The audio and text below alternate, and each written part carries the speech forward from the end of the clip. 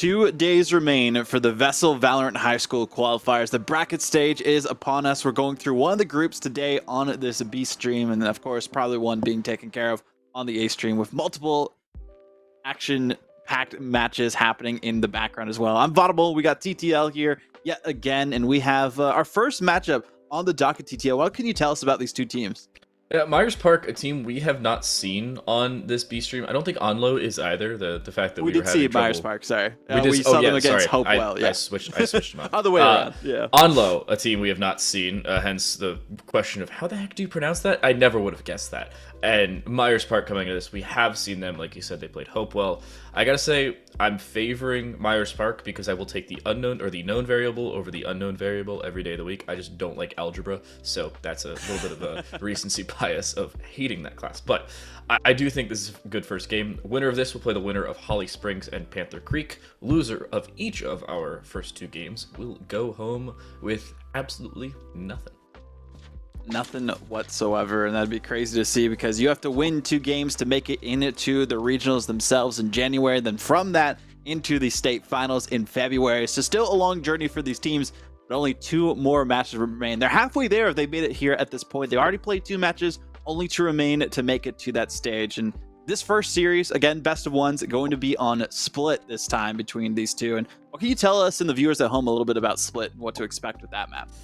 Split, you're saying mid-control being a predominant factor this game. It's not so much towards A. You can go just straight to A without having to split it through mid, but if you're trying to take B, you have one way in, one way out. It's very difficult to try and take it without any assistance from that mid pressure. You have to force them to look a different direction if you're on the attacking side. If you're on that defense, usually you'll see 2 players play A, 1 on B with the second playing Heaven, and then the third rotator to either site could play in towards the vents position, which is like the far back right of mid if you're looking at it from the attacking side. There's a lot of options here. You can obviously just hold W if you're mechanically more skilled than the other teams are, but we've gotten to the playoffs. We talked about this in the group stage. We've whittled away the teams that were here because they earned it. We are now into the playoffs, and we've gotten the teams who have deserved it through and through this group stage bracket. I'm excited. These should be a little bit closer games, and hopefully everybody has 5 players. Please. But as we say that, we're probably cursing it at some point here and there. You did it yesterday. Yeah, it would be hilarious if I did it today. You did it here today. We'll see. But looking at Myers Park specifically, I have the old roster and the players from the last match that we saw with them against Holly Springs. They had Oaks Enemy, Finite, Nerf Chamber, Hausa, and Booger. Booger played Raze, Hausa played the Cypher, Nerf Chamber on the Yoru, Finite on the Reyna, and Oaks Enemy on the Astra. I remember Oaks Enemy being that player who kind of popped off a lot towards the end with the way that they were positioning themselves, but also a 13-1 Hopewell. So we didn't really get to fully see this Myers Park team just because they were so dominant. They were just pressing W key for the most part during that matchup, but nonetheless, not Hopewell. Yeah, it was Hopewell that they did that. Excuse me. Yeah. But still, nonetheless, I mean, a great matchup from them. And then that was when we saw Hopewell play 2 back-to-back matches, and it was a rough spot for them after that. So crazy to see the way that things progressed for that team. But we got to see how this new squad we haven't seen, Onlow, do in this matchup. Yeah, I'm looking at Onlow and saying their game is going to be a very difficult one. Like you said, the 13-1 victory is, we'll say, statistically improbable, to say the very least. For all of you unfamiliar, Myers Park played on Ascent that time around, and I gotta say, Ascent, much different than Split, but this is a much different opponent. Both of these teams have won a match to get here, so there is a guaranteed level of victory possibilities, I think is the way I was trying to go with that one. Hopefully that's the case. So we'll move into our game. Myers Park starting off on the defensive side here of Split with Onlow on the attack. And already I'm seeing this. We did it. Seeing... No. Oh, jeez. We should have just not said anything. You know, we did this to ourselves. That's what I know. I should have been scared when our producer was like, "Yeah, we're gonna have to give him till 6:08 to start the game." And I'm like, I didn't even think about that. I didn't think about it either. I was like, oh, okay, are they getting something ironed out? Or, maybe they're having some connection issues. They're missing a player. For some context, this has happened, I think this is now the 5th time on this stream. Time, yep. Yeah, This is the 4v5 stream, basically, at this point. At least it's not the 4 or 3v5 stream. The mainstream got that. Don't say that yet, on though. Day one. Someone could disconnect. You make a really good point. We've already got ourselves in this situation, TTF. But it is what it is at this point. But looking at some consistency, though, raise for Booger for what we saw before. Oak's Enemy, I talked about that. The Astra that we saw them perform on so well before. Hausa on it. Like, unless they change it up at the end. But no, they are going to be selecting that in. And Nerf Chamber, a little bit different of a style here. They were on the Yoru last time, and this time they're on Breach. I don't hate the Breach decision, especially in a map similar to, Split. You have a lot of options with a fault line. Flashes are very good in a map like this because you have so many walls that are much smaller than you'd think originally, so those flashes are much more viable compared to something else. You can assist your team from distance. Very good selection. Raise is stock standard, seeing that on both sides. I'm not going to bring it up. But the main conversation I wanted to bring up was Myers Park bringing in that Astra. You talked about them bringing it last time and having a very good fragging role of it. If that happens again, I'm scared for Onlow, because the fact of the matter is, you're looking at Oak's Enemy, who did not have the greatest of first few rounds back when they played their first match on this stream, and yet ended 9-3 in a 13-1 game, and didn't even look like the best player on their team. Keep an eye on Finite, or Finite, depending on how they want it pronounced, still haven't gotten. Probably Finite. Finite, yeah. Yeah, that sounds like the closest. They were 24-3 when they played a 14-round game. Imagine having an 8.0 KD. It was also, mind everyone, 13-1 against the school that we were talking about. Had a player who was playing for the first time. I think that was Wizard for Hopewell that they played against. So, again, this is a completely different ball game for them. Onlow, got to see what they could do. Finite able to get that first one onto War Turtle. Wasn't evolved well enough and didn't get a super effective move on that player, unfortunately. I have this bike. No, it seems like War Turtle stuck in their shell, having to collapse a little bit. Yours was much better than mine. Nice Pokemon joke. It would be much better if one of them was Gecko. That's what I was thinking, the same thing. Yeah. But unfortunately, no Pokemon trainer here. No, there's a cam in the back of the site. They have no idea it's there. They do, however, are well aware of Oak's Enemy. Nice paint shells as well. An early Cypher should get caught out, and there's Pluto with yet another. And a 3v2 for Onlow.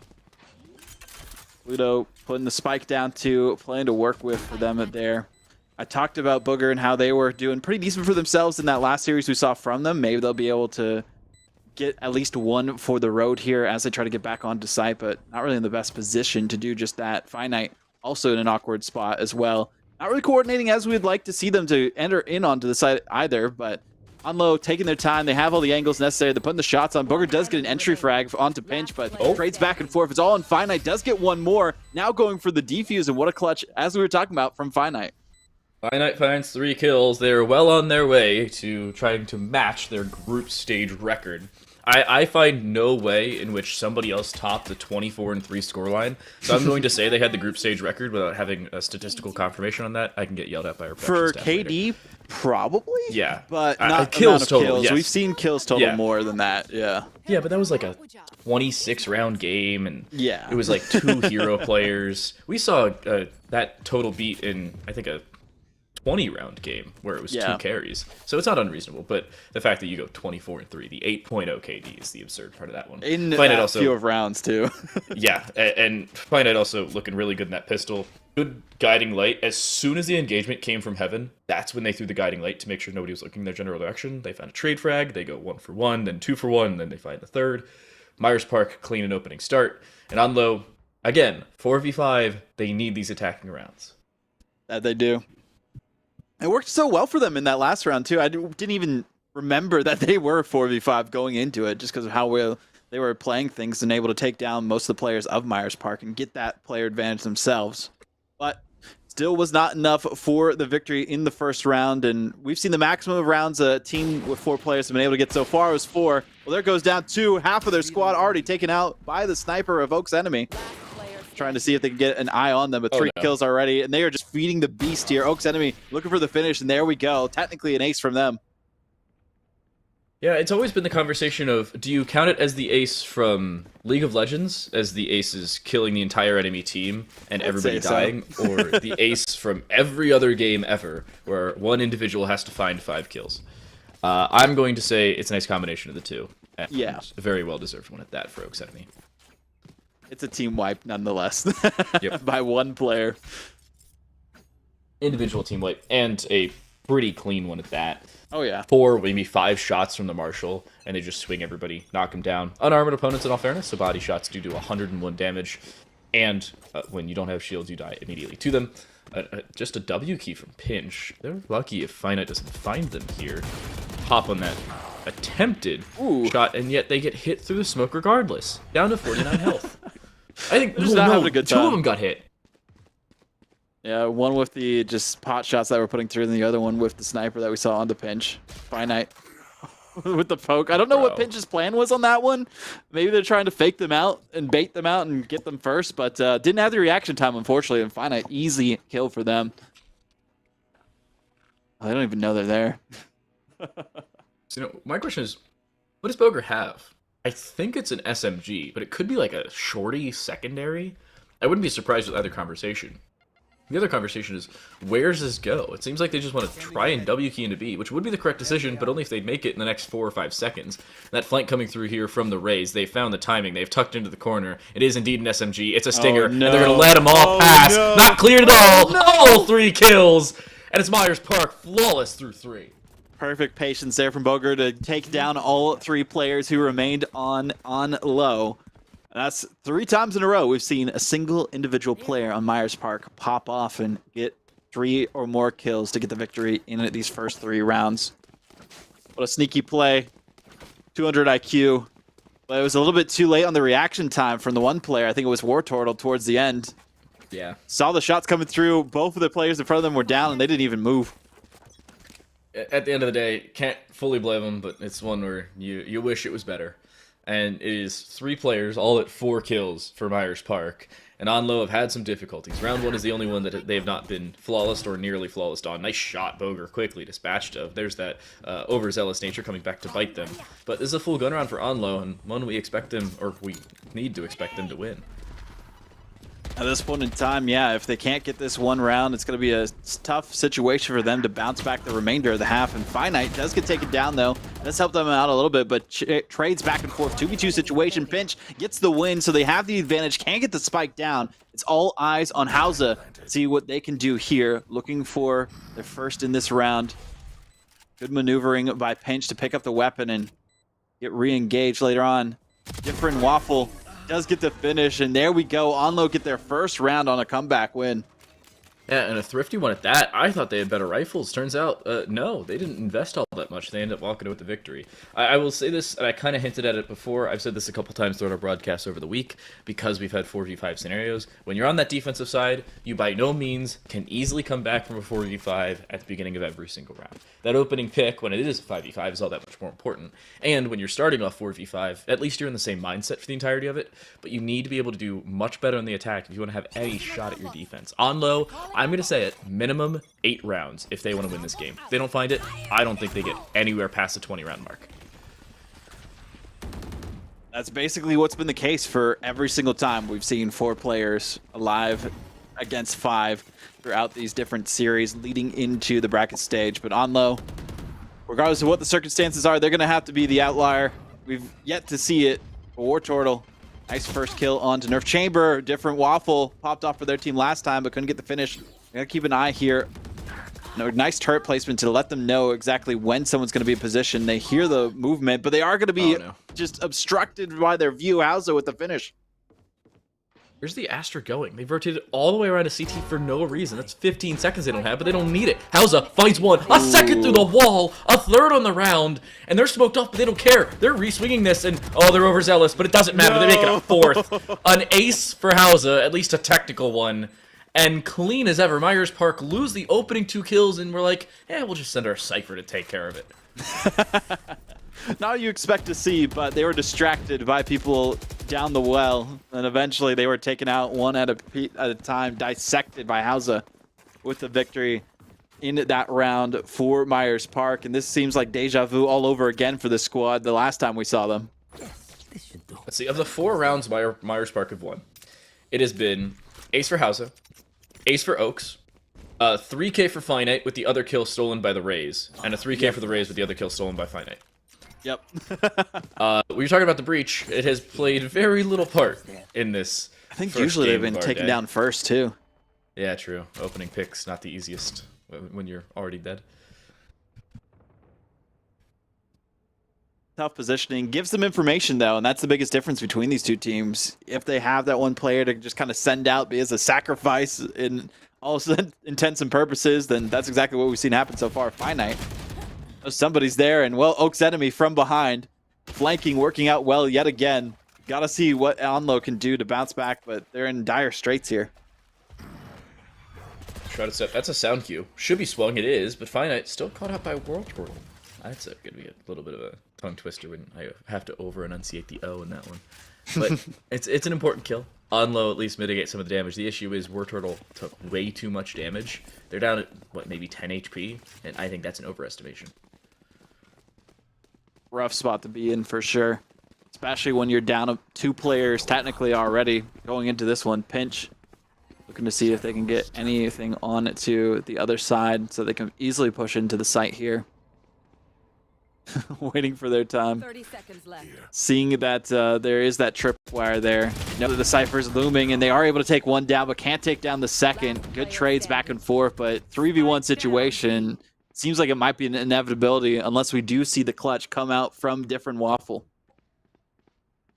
Will there be another ace here for Oak's enemy? Oof. They've ticked him down to low HP. It is a W key from them, unsurprisingly, and they want to go for this. Picking up a Spectre and even trying for it. 4 seconds, they need to clear the close right side of B main, and it seems like they may very well do so. Oh, no ace. No. Different Waffle actually stays alive. Wow, 2 kills. It's at least something, but it's still not the round. Ace failure is what I'm going to write down for that round, but still a win nonetheless. They'll take it. They were searching for it. A little bit too hungry and overzealous on that play, and did give different Waffle even more kills to pad the stats for themselves. And as you can see, pretty decent compared to the rest of their team as far as creds go. There. But with these almost full buys, Pluto Air not having full armor is going to be a tough situation for them as they still look for their first of only, I guess, third of a couple spike plants here, as we already see Pluto Air taken down so quickly on the movement. Probably not the greatest of decisions walking in without any information. You do have the Sova. I wouldn't hit an Owl Drone and then doing that, but just doing so with a lack of information. I said coming into this game I was favoring Myers Park because it is the devil I know versus the devil I don't. I don't like unknown variables. That's an unknown variable. A very big one. And here's a showstopper straight into what was 3 people and is now a dead showstopper itself. And hey, you're back to a 2v2. It's Onlow with a couple kills back. HP not in the favor, though, of Onlow. They have their ultimates, so they can use that if they want to.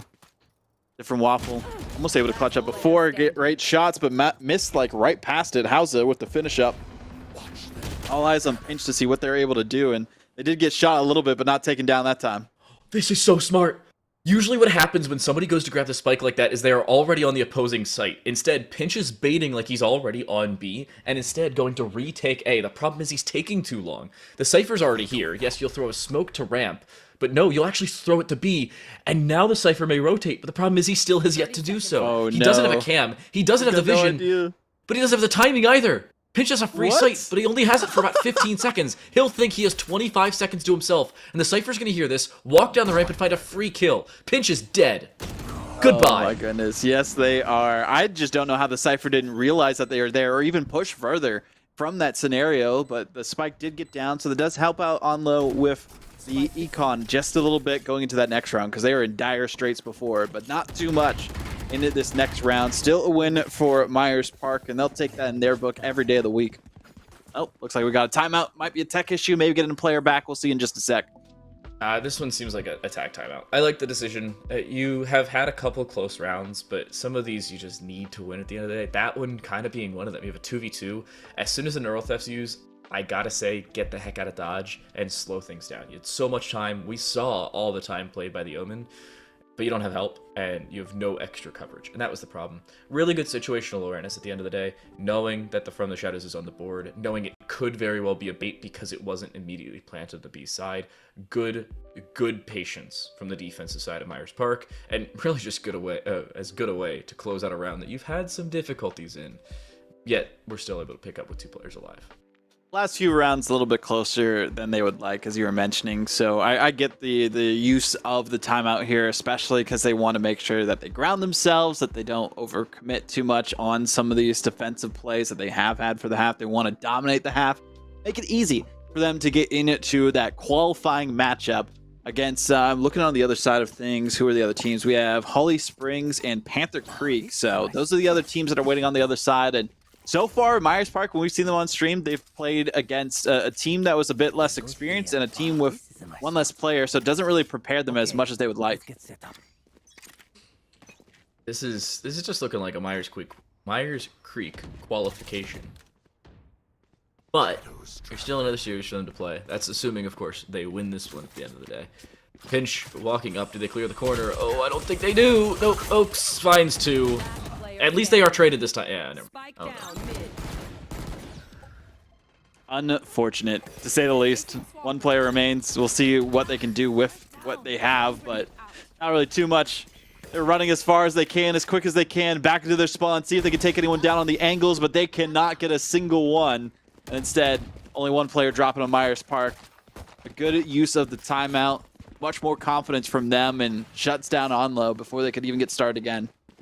Yeah, that timeout doesn't really pay off all that much for Onlow at the end of the day. And again, you're playing the 4v5. You're against a team that is very much mechanically gifted.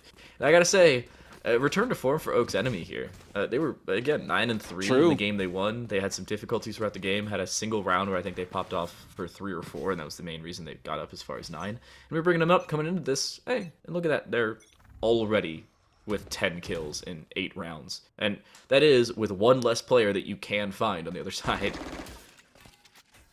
Tough situation to be in for sure.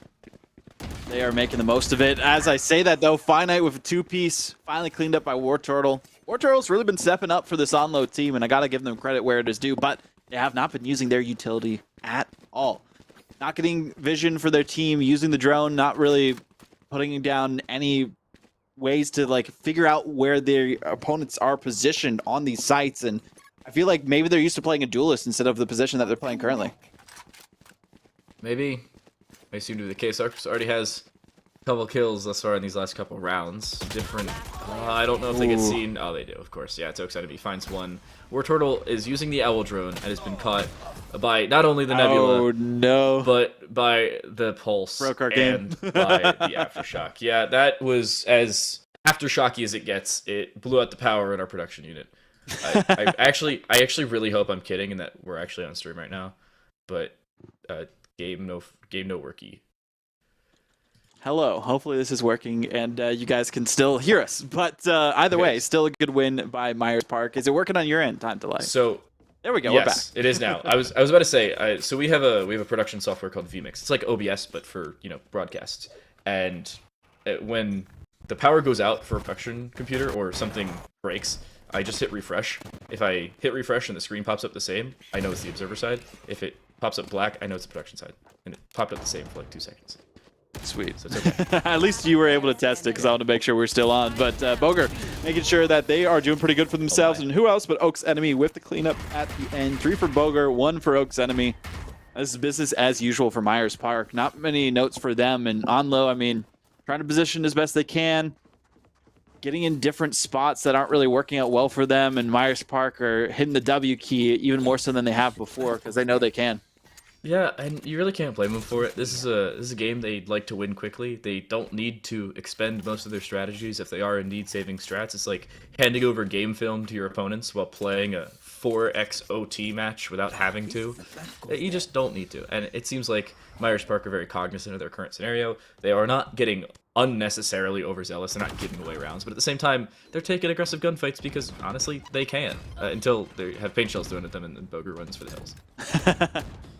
Not too much damage though onto Boger, so they get out pretty much unscathed for the most part. Depends on who they face off against. A couple shots here and there. Teaming up with Oaks Enemy. Getting the assist on that one, but Oaks Enemy a bit overzealous themselves. Got 2 for the road though. Making it a 4-on-2 situation. Luckily enough for Onlow, they get the spike. They gotta be careful though. Boger too much, but Finite with the 2-piece on the rotate. That will be 10-1 here. One more round to go for the half. Last round before the This switch. is a quick cleanup from Irish Park, and understandably so. Again, a team that looks good, a team that is very confident, and one that is mechanically gifted without the, we'll say, over-aggressive or unnecessarily overzealous. They've gotten a couple rounds where maybe they were caught out of position, and after that, well, they just stopped. It was round 4, most importantly. But since then, Onlow has just had so many difficulties. Even if they find opening picks, even if they find a couple of them, the 3v4 is even brought back by Irish Park. Shout out the attempted clutch for pinch, where it was a good idea, just unfortunately not going their way. And all rolling thunder. 2 players caught by it, and a free kill. Goodbye. Rough spot to be in for sure, but they do get Hausa down with the utility, so shout out to Pluto on that play. Nerf Chamber does get some revenge for their teammate this time. Or Turtle, seeing where they can position themselves here. Not in a good spot, just in the corner with their teammate, but the other squad hasn't even found out where they were. Oaks enemy taken down, Plant coming through as well, and somehow one player passed by them and does shoot them in the back. The bright side, From the Shadows was used properly. It got them all the way over to A and a spike plant. Time is on their side at this point. They've also rotated up to heaven, which doesn't happen all the time, until Finnet just runs in and holds W, quite literally, while mouse one-ing at the same time. That is something you see in Call of Duty or Doom, not in Valorant, where there's movement error. That was funny. That's all I gotta say on that one. 3 kills for Finite. Wow. Able to get that one and make it difficult for the other side to really feel confident at the end of the half. They wind out of their sails for sure. That's been my favorite catchphrase for this Valorant week of action based on the way a lot of these teams have been going. But again, when I say that, usually there's one player popping off for the squad that's losing. Onlow, I mean, they've all for the most part been contributing pretty decently and spread out. It's just that they're getting overwhelmed by Myers Park having that 5th player, but also you see Oaks Enemy and Finite with 14 kills apiece after that half. That's insane. I'm sorry. This isn't even the most dominant game they've had. It's not, yeah. They played a 5v. Was it a 5v5? 5v5. Yeah, it was. They played a 5v5 where they did just as good. They just had more kills because they had, well, a free extra 25% of kills per round. And they lost, I think, just as many rounds. It was a 13-1. It was. This is insane. And they're just holding W again, right onto B, and there's nothing that's going to be done about it. I say that, War Turtle does find one. This is the round if there's going to be another one won by the side of Onlow. I mean, they got it kind of close between each other, took down one of the star players for Myers Park, but as I say that, a knife from Boger onto different waffle. That's got to hurt. Spike plant coming out from Nerf Chamber. 2-on-1 situation, now 1-on-1, almost. There we go. Oaks Enemy cleans things up, though. War Turtle almost finished them off. I thought they would have had it, but Oaks Enemy hard to overcome. This game specifically popping off for their team. Another timeout, last of the game for Onlow, and they have to go 11 straight afterwards. I gotta say, this is starting to become a problem. If it wasn't already a fully developed, full-blown issue where IT is scrambling in the background saying, "What the heck have we done wrong?" Yeah, this is one of those. It is just pure and unadulterated dominance. It is a 12-1 game, I think. Just about enough says. There's not much to say about it, you know? I mean, we talked about it going into this. We've seen it every single time. There's been 4 players against 5. That the most rounds we've seen taken is 5. I think maybe 6 might have actually been the max that I was thinking of. But regardless, still not enough to win a game of Valorant. And they only got 1 after 3 rounds in a row off the start from the side of Myers Park, the way that they are performing in this game. And every single time we've seen Myers Park win, well, not every single time, but the majority of it has been one player popping off and getting at least 3 kills, which is 99% of the other team. It's not actually, it's like 75, but you know what I mean. Either way, though, I think that math's even wrong, too. And nonetheless, though, still, the way that Myers Park has been performing, it's business as usual for them. But what I was talking about here, too, TTL, is that it's going to hurt them in their final round that they don't know who they're going to be facing off against, and unless they are somehow super lucky and face a 4-man roster again, that's going to be their first actual matchup that they have to fully play against top competition. Myers Park, I think they said the exact same thing last week, throw, and it's just not going to happen. That or Onlow was already doing so beforehand. It is just another W key. This one doesn't go as successfully, but it's again a 1v2 for different waffle, and they were seen earlier. Instead of going for it, Myers Park will understandably head a different direction. It is the B side that they're headed to. That's what I'd do if I were in their shoes. I mean, they know exactly where different waffle is. They're going to be waiting there too, saying, "Fight me like a man" in all chat. I love it. But it's not going to happen. I mean, they're going to wait their time. They're going to clear things out as best they can. They got the plant down. And Finite's here too. And they're playing with their gun, flipping it around. And Finite's like, "I got you." One tap, gets the win. GG's. Myers Park on top yet again. I mean, we don't really need to talk about the stats too much because we saw this happening last time with Myers Park, and we saw it happen here again just with one less player. Yeah, it is a full-blown domination from Myers Park this time. And it was with one less player on the opposing team, and this one ironically seemed closer. That's the funny part between the group stage and the playoffs. That is, yeah. They will take playoffs round 1 clean in their favor. Another 13-1 victory. They've played twice on this stream now. They've won twice on this stream, and they've won 13-1 twice on this stream. We do have one more series to go. It's Holly Springs taking on Panther Creek A, at least one more before we see the same Myers Park squad again. I gotta say, though, I don't care who wins this game. I don't care by how much. Myers Park's qualifying in my eyes. I don't know about that. You say that, but talking about Panther Creek specifically, they were the team that really surprised us the way that they were performing. They were able to go back and forth between them and Green Level a couple days ago, and that was the one where they dominated the entire second half, not dropping a single round. With the way that team performed, Panther Creek, I feel like those two could go head-to-head, and Panther Creek, they had some tough competition, so they're warmed up, hopefully, depending on how this next matchup goes on. But Holly Springs, they did pretty decent for themselves too, but that was actually our first match that we saw this entire week was Holly Springs. And that was the one that went to OT. I'm trying to see exactly who their opponent was on that one. I can't quite remember at this point. Research Triangle, that's who it was. So Holly Springs versus Panther Creek. This is probably going to be our best match of the bracket stage, honestly, but we'll see after this break.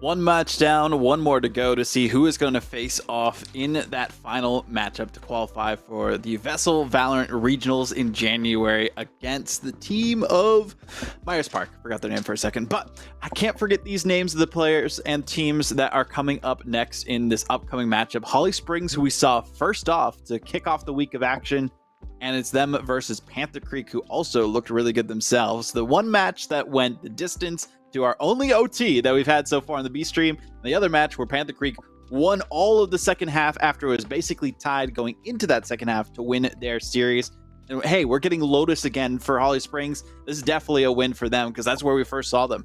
Yeah, here I was bringing up our map for some results earlier. I'll go down for more results in terms of overall play for Holly Springs. And it was Lotus last time that Holly Springs played. Not so much on the other side, so Holly Springs may have that theoretical advantage. They also played against a very competent team in Research Triangle, so again, good look for them there. They had some individual performances, but they didn't fully rely on it. Everybody was still a very big part of it. You had Phoenix, ironically, playing on the Astra. Onster was a very good part of that game. 25-18 is what they finished regulation with, if I'm reading this correctly. No, sorry. It was 26-19 is what they finished regulation with. And they still played 2 more rounds into OT that they won. So Holly Springs, very good team coming into things. I also don't think they're changing all that much. I say that as they're changing almost everything. So, yeah. Quite literally, everybody other than Phoenix and Nash have switched in agent. Well, that's always fun to see. See the change up, see the difference. They probably watched the footage because both these teams were on the stream earlier. So they at least have some information about each other. But Lotus was the playground for Holly Springs. It went decently well for them. Panther Creek, though, I think it was on the defensive side that they popped off and won the rest of their series and just got every single round going for them afterwards. So yeah, I'm curious once things switch after the half, if Panther Creek aren't doing well at the beginning, how they will perform after that. I'm also questioning what happens with Panther Creek now playing on Lotus. This is a completely different conversation for a lot of teams. Some teams don't practice Lotus. Now, for some other context in the background, Haven is disabled today. This is through Valorant itself, not through VESL, not through any of our admins here. Valorant is disabled. Right now, you cannot play Valorant in competitive games. That becomes a problem. Sorry, you can't play Haven in competitive Valorant games. There we go. My bad. Well, you can't play Haven, which means there was a 6-map pool. And to make things even for the teams, we picked a map. It was originally going to be Ascent, but then we realized, well, people already don't play Sunset. Let's just remove Sunset. Yeah, it makes a lot more sense. Yeah, you can't play Haven, which was a successful map for a couple of these teams before. And you can't play Sunset, which, may have been a niche pick for some of these squads. It isn't, at least not for the ones we've seen thus far. But it could have been. And I was really hoping for it.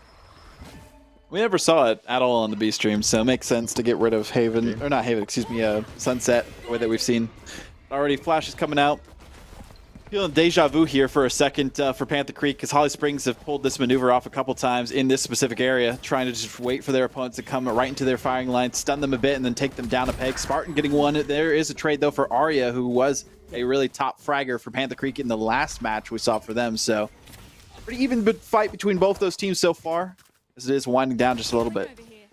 I like this separation here for Holly Springs. You keep your Killjoy, or you did a few seconds ago, in towards B. Arya swing. I think they were C'd. How in the world does Arya cross here safely? They'll take on Phoenix, but no, they'll be killed for free. That should be about the round. 1v4, yeah, just not going to happen. Yami will find one. But it's Holly Springs with a very cohesive pistol round. And they had the exact same bait setup that we've seen from them here on this map, here on that site prior. Nothing has to change. If it ain't broken, don't fix it. Onster and Arya looking to be the ones to look out for on both those squads, but really everyone we talked about on Holly Springs did pretty good for their team.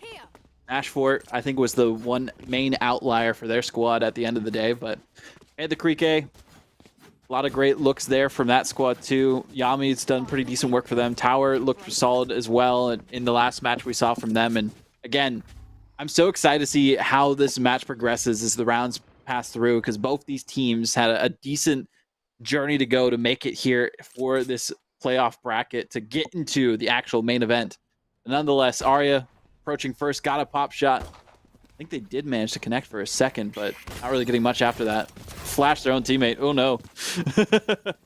Yeah, flash and everybody just disengages. Can't really blame Panther Creek for running a stop there. There was a decent bit of utility waiting for them. And now that there isn't, I honestly wouldn't hate them going for it again. The extent of utility waiting for them is a star that can be used by the Astra, and the turret that's like 2 or 3 shots from death. It's a turret. My question is, why go elsewhere when you haven't been pushing anywhere else? You've given up all of A main control, that has been taken. You've given up all of C main control, luckily it hasn't, but it may not matter. Honestly just finds a 2-piece, and another flash, oh my gosh, there's everybody. Come on, are they going to push them in time? No, the teammate gets it instead, but saves their life. Honestly, they wouldn't have been able to get the ace themselves if that didn't happen, because they were reloading their weapon at that time. So flawless the other way for Holly Springs. You can tell, as I was saying, going into this matchup, that Holly Springs seemed to be the stronger team on Lotus. They played their first match on Lotus. They did really well on it. They won an OT. Now we see the difference here, at least in the first 2 rounds. Panther Creek, a timeout being called. We'll see what the adjustment is going to be made here, but I like the timeout being called this early. They want to slow things down a little bit. They haven't really found their wits about them when it comes to initiating onto the sites yet. They haven't even gotten the spike plant down, so maybe it's a timeout just because tech issues or Wi-Fi or whatever else. Oh, it is? Okay, well. Busan DC. Okay. Yeah. So, you know, that is what it is. Hey, this is the We best still have case another one scenario. later. They're calling a great timeout. Just it's to make sure they can keep all 5 players in the game. Please. Not really sure what the background issue is there. Just wanted to have a conversation about how Holly Springs did back in the previous time they've played this map. Again, we talked about it. They played Research Triangle. They did not have the greatest of first halves. They started the attacking side. They went down 7-5. It could have been much better, but it seriously could have been much worse. If I'm reading this correctly, they were originally down, I think, 7-2. And they ended up coming back to tie things up in OT, or to send things to OT, and they ended up walking away with a 14-12 victory there. So it is a very important start for Panther Creek, where the attack was basically the difference maker for Holly Springs. And if this switch goes Holly Springs' way, then I don't see a way in which Panther Creek can come back, because Research Triangle was a damn good team. That they were. Really good team. Holly Springs had to come back, but Panther Creek also had a comeback of their own too. So really don't know until things dwindle down to that halfway point and the rounds either evened out between both teams or Holly Springs potentially dominate on the defensive half this go around. Nonetheless, though, we do see the smoke come out. Question? Yeah. So you can see the breach has not moved in spawn. Oh, yeah, that's true. Muzan has yet to reconnect, and they didn't ask for a technical pause. And I don't know why. They called their tac pause in place of calling for a tech pause, which this is controlled by the admins. They can very much do this. All you have to do is ask. That's a question for me. And unfortunately, your breach has the spike, so even your saving grace of trying to play around the objective is gone. I don't think that you drop the spike after a certain amount of time of being inactive. No, you don't. Shout out Counter-Strike, where you actually do. Yeah, we don't know why, but they didn't call for it, so they're playing on, and I guess they're just going to deal with it. Maybe the player didn't get technically disconnected. Maybe they had to step away for some reason. No, they fully disconnected. It said disconnected in the chat. Oh, man. Okay, well, maybe they didn't realize that. I don't know exactly what's going on, but either way, not a good start for them. 2 rounds where they had tech issues for a player, and this third one here, again, a disconnect, so they're going to do what they can to make the most of it, and it is technically a 1-on-3 situation now. Got the reload, got 1 down, but that's not enough, and as you can see, because the DC time ran out, and the defenders win. Yeah, so you can see in the chat it said Muzan fully abandoned the match. We will, I think, give them that timeout, hopefully. This is, I'm still wondering why they didn't call it. Yeah. Yeah, Furious was asking, is Breach AFK? They just didn't say anything in chat. Possibly. PC crashed. Why did you call it tech pause? PSA. This is a PSA to all the teams. I'd like to have our production send it back to us. There we go, yeah. What? No, why'd they end the game? Oh, no. Oh, they rolled back the round. Okay. Okay. Whew. I do wanna say, you can call for technical pauses. The tactical pause that you saw going into round 3, that's your tactical pause. That is intended for when you want to talk about things that are not how to solve technical issues. The little pause timer that you saw in the all chat that our observer had to do, that is the technical pause timer. That is intended to fix things in the background, PC crashes, player disconnects, any graphical issues, somebody's monitor unplugs, you spill your coffee somewhere. Call a tech pause. We don't want to see 4v5 rounds when we can't have 5v5 rounds. So it looks like a PC crash is what happened. So, and shout out to our admins getting that round rolled back. It will be played over. And again, shout out Valorant for having that in the game. Exactly. Please, Rainbow Six and Counter-Strike. And any game that has like important eco, make sure you add that. Oh man, Rainbow Six kind of has it. It's just a pain. They don't have like an economy. It just you have to rehost the entire game, and you can't just press a button and go, "Hey, let's restart the." No, we can't. Can't at all. L plus Bozo plus please tech pause is all I gotta say. But yeah, I mean, not really too much to talk about now because the first round went a decent way. I mean, there was 3 players remaining, and it was mainly OnStar, or OnStar, excuse me, not OnStar, the technical assistance for if you have a car issue, but OnStar. They may need OnStar. Maybe that is what they need. Yeah. But 3 kills from Monster to start things out. That's really what made the difference for the side of Holly Springs. Panther Creek, these last 2 rounds, pretty much a moot point because they had issues with connection. And it wasn't just that, of course. A lot of it was not as good of positioning. And then again, that second round too, or not the second round, I think it was the third round, they didn't have a player who had the spike able to even position around them. So they couldn't do anything then anyway. So it's like, how much do you want to make that round be like legit? So I think that's why they're rolling back that round specifically. Then getting into the next one again, so refreshing that. So it's only technically 2-0 for Holly Springs, but it might still be a case of, well, they can't get that player back in, and it's 4v5 again, and that sucks for Panther Creek, but that is what it is. And importantly enough, the timeout that was called at the beginning of round 2 will not be counted, or the beginning of round 3 will not be counted as used, because the full round resets. It goes back as to if you just a tenth of a second ago finished round number 2. So we'll get things back out of the way. Apologies for that one. While we have a second, I wanted to bring up some of our agent selections that we didn't have the chance to do so earlier. Onster playing on the Phoenix. Back in their game up against Research Triangle, they brought the Rays and popped off, so staying on the duelist is not absurd for them. Spartan going on to the Rays is the surprising notion for me. They go from the Sky to do so, noting that the Sky may not have had as much of an impactful part of the game. Phoenix will keep over the Astra. They were very good on it. They played the utility properly. Not surprising there. Nash keeps the Killjoy. Again, same story. Good utility. They were good. No surprise there. But Furious going from the KO on towards the Sova. I think the lack of information that you have now, because of the lack of a Sky, kind of forces you to bring that Sova. Instead of running double Initiator, they are instead now running double Duelist. They feel like that level of aggression is going to work better for them at the end of the day. And I'm a fan of it.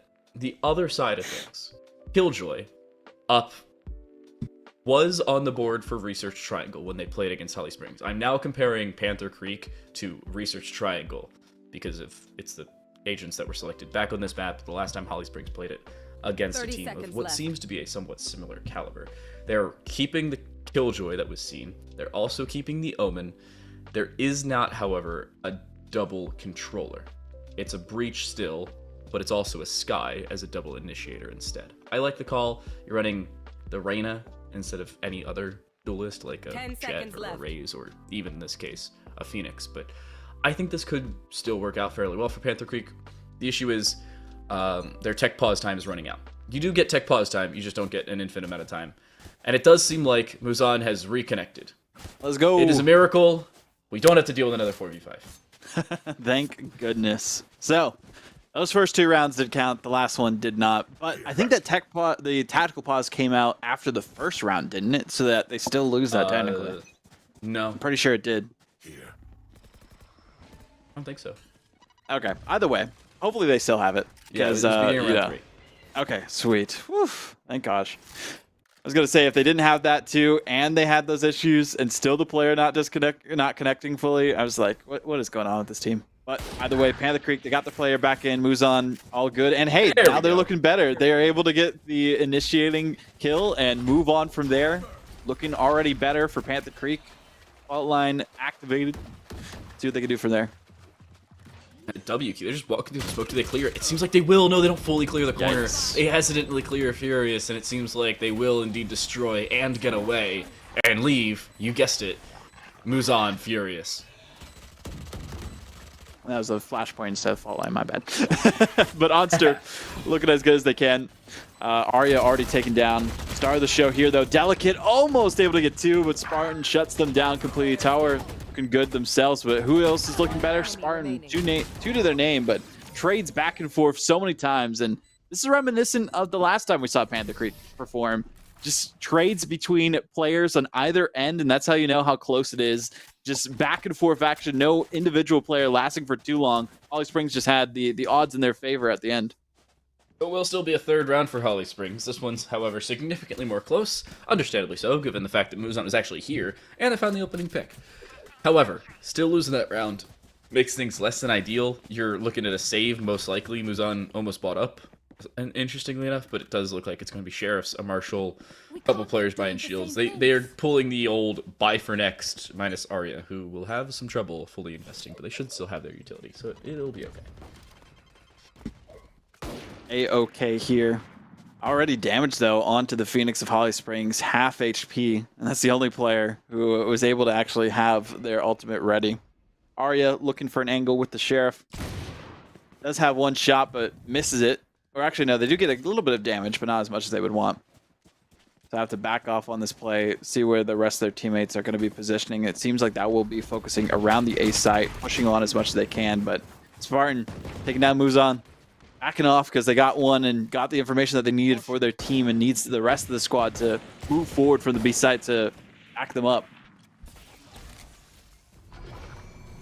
Panther Creek is in a weird spot. They want to still try for that same level of aggression, just holding W, it seems, but they have a lot of hindrances on the other side. Somehow Arya lives for more than 3 shots there, but Onster will clean it up. Just a strafe into the corner is not going to save you there, even while playing a staring contest with the sun. And yeah, this one seems like a difficulty, but however, wait a second. Yami finds 1. There's a step in the right direction. Nice hit too. Furious Destroy knows where they are rotating around and gives some information to their teammates, and Spartan will be able to clean up Delicate. There goes 1 for Phoenix, and then the final for Furious. All 3 players towards the end picking up a kill apiece.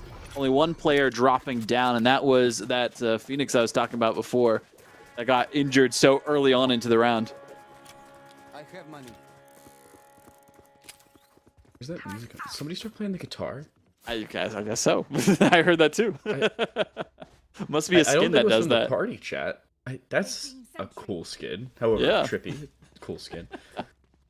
Holly Springs recovery, though, that was good enough. And now Panther Creek in a similar scenario to where they were a couple rounds ago. They have the rifles, they have the utility, they will have the competency to pick this round up. The issue is, will they have the skill? And it comes down to the skill and the trades. I think Furious's shoulder was seen. I think they saw Delicate as well. But it doesn't seem like Delicate's hindered by that by any means. Aftershock used, W key it seems for the entirety of Panther Creek. And that Lear ever so useful. No trade potential for Phoenix, but they'll still find 2. Wow. Collateral as well for Phoenix. That's 3 kills in a row. Able to shut down that site completely. Panther Creek luckily though have the spikes so they can rotate around, but feels like they're trying to make sure that they don't feel as much pressure as they would hope to. Raze moving forward, takes down Yami. Only 1 player remaining, which is the Sky. Barely any HP. Onster looking for the finish here. Knows the turret's up there.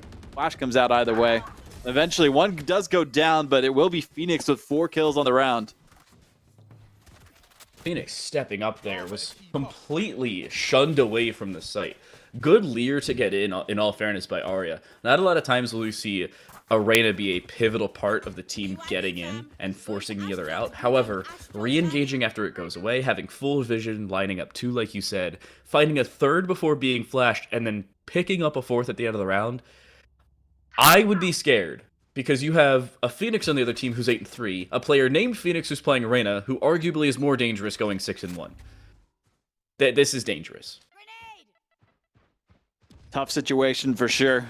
And Panther Creek, they need to get around here, or it's going to take so much longer for them to try and bounce back.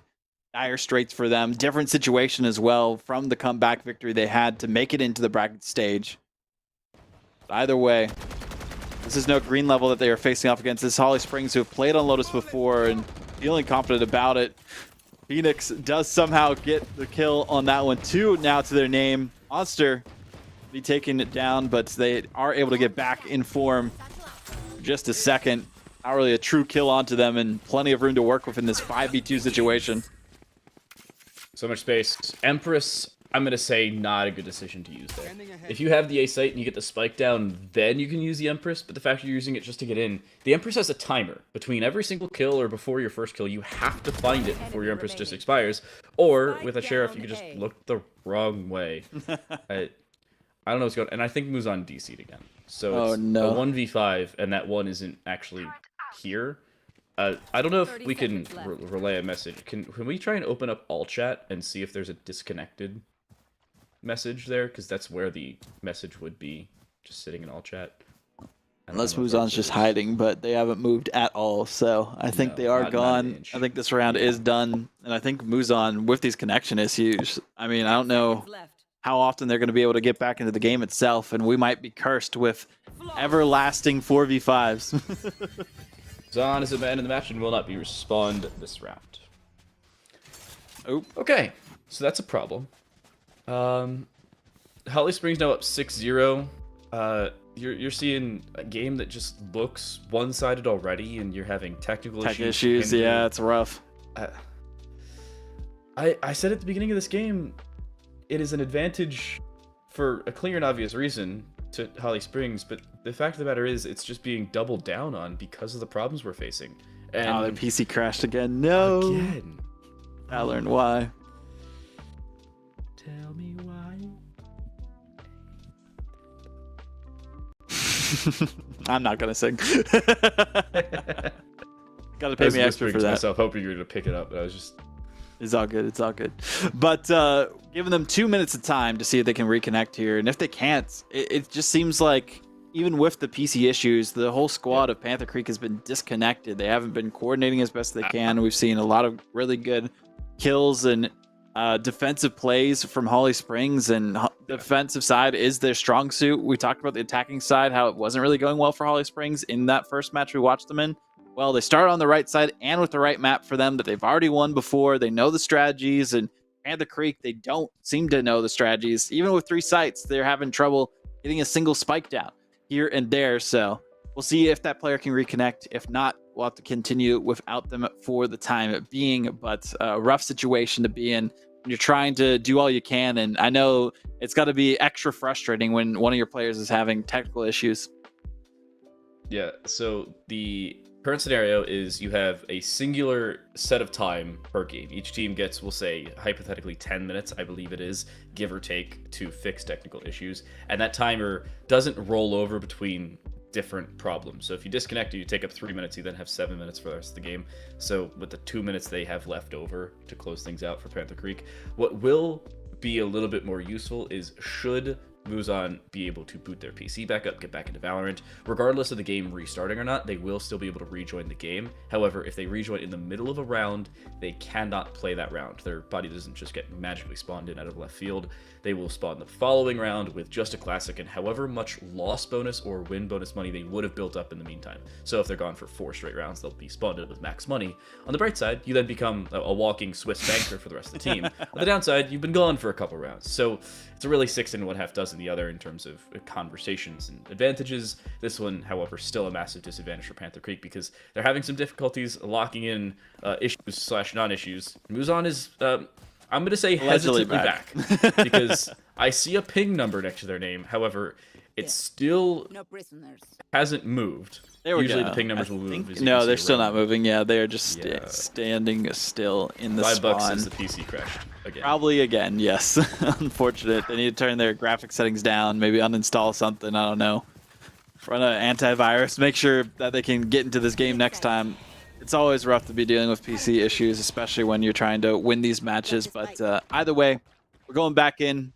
We'll see if they can reconnect at some point in time. Either way, though, 5v4, and I blinked and Holly Springs are down 2 players already, though. So, hey, it works well for Panther Creek. now technically a 3v4. And you do have a Cosmic Divide here for Holly Springs, so an advantage in that conversation, but it's still Seekers, Lockdown available. I was about to say from the Shadows as well, but they've just lost their Omen in the process. Now would be a very good time to try and use that Lockdown, but the issue is the Killjoy is not getting aggressive, and everybody being forced away because of this Cosmic Divide. There's also no sound cues that go through the Cosmic Divide. They can try and stick this spike through. Yami finds 1 kill. They're still trying to stick it. It doesn't matter, though. Nash dispatched of, and 3 picked up for Yami. All of them important to close out the round. I was going to make a joke after you said 6 for one, half dozen and the other. Like, yeah, this is going to be the one round that Panther Creek wins. And hey, that's exactly what happens. I can't claim any, credit for that, but that is the time for them to shine. I mean, they were able to get 2 kills early, even the playing field well enough, and finally get the spike down for the first time after round 3. So huge boon for them. But will that be enough to keep the comeback train going, especially when their player is still disconnected, still having issues? And so far, when we've seen a team have 4 players, they've only been able to get 5 rounds, maybe 6 at max. To say the very least, they've had some problems, and I don't think that's going to change all that often. Again, the Breach still disconnected, still not here. Should Muzan join mid-round, though, they will be able to play it because their character's already spawned in. But it's still not looking great. Paranoia is really well set up for Spartan because they know the Spartan's on that side. From the Shadows used over towards the C position, and they catch the Astra off guard, but Phoenix still finds the kill and can stabilize, looking for more. Nice one from Arya, but Phoenix again, 2 kills to their name now, looking for even more so. Yami on the attacking side, waiting to see if anyone will pop out, but nobody near there. It's near the C site. Trying to go and pick up the spike, but they're so worried about where everyone might be pushing from the other end that they don't want to overextend themselves, especially when the teammate's not necessarily in the best position. They are going for a full-on pincer maneuver here, rotating right behind them to flank on the Reyna. They're just waiting for the perfect time for that to happen, but Holly Springs, this is a race against time for them to figure out where Yami is. Yami's hiding. Ooh, there's got one. the drop on 1, but that should be the turn for Nash here. And Nash, while distracting, remember, Phoenix is still sitting in CT and can swing here safely. They shoot the Nanoswarm, Phoenix swings, there's the kill into Yami. Perfect bait setup, and the round's over. Again, Muzan is not here. It was a 2v2, and it's one that Holly Springs pick up. And that is yet another round that Phoenix will be the one to pop off for their team, get 3 kills, go into spawn to see if they can find this player. Who's going to get them? Will it be Nash for it? Yes, it will be. Clearing out the round there. And just free kills for the other end. Nonetheless, Monster popping off for the Holly Springs side. Yami doing the majority of the work for Panther Creek, and we haven't really seen enough from the rest of the squad. Apart from what we did see out of, I think it was Arya at the end. Who's on reconnected? Are they back in as this round is going? But I think they might have to wait till the next round. They haven't moved just yet. No, they're here in time, so that's the benefit. And their character was already spawned in. And they have 9,000 credits, and their ping just moved, so they should be here. They're at 50 ping, not 32 like they were for the last 95 seconds. They're moving! And Muzan has returned from being AFK. Thank you, all chat, system notifications, and thank you, Muzan, for making it a 5v5 once more. We'll see if that's enough for them to win this. I mean, they only have the Classic in their hands, didn't have any time in the buying stage when they were reconnecting.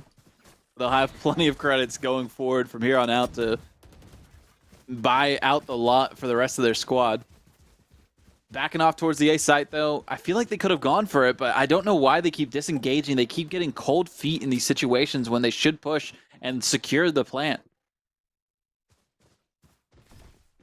Walk in for Arya. I think a shoulder was seen for Onster. Yes, they actually noted it via the map, not by actually seeing Onster. And as soon as they do, Delicate gets dusted. What a shot. And the re-engagement to the other side, Arya has no idea. Onster, a clean 2-piece.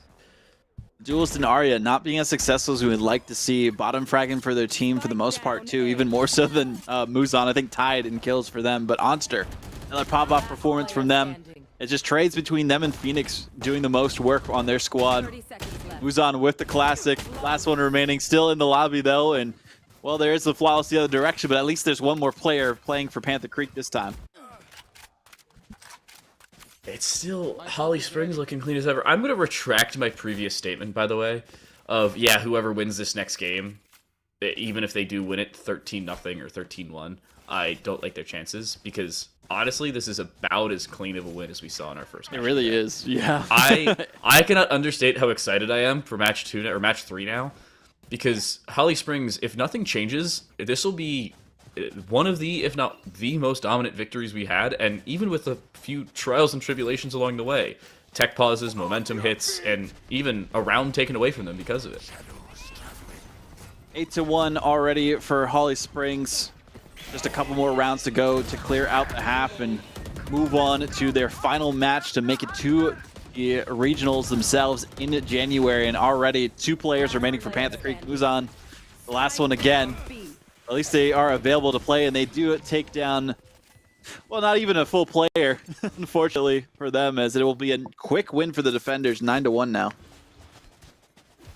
Monster again, frag it out, and it seems like everybody else is stepping up just when they need to. There's nothing absurd coming from Holly Springs except for a couple of opening picks here and there, and Panther Creek are basically just walking into full pincer maneuvers. When you W key into B and you make so much noise doing it, the rotation from A and C is going to be ever so quick. You're not going to have the drop on anybody like you would have otherwise. If you go A, well, then you have to wait for the long rotation from C. You go to C, you have to wait for the long rotation from A. If you W key into B is not the case.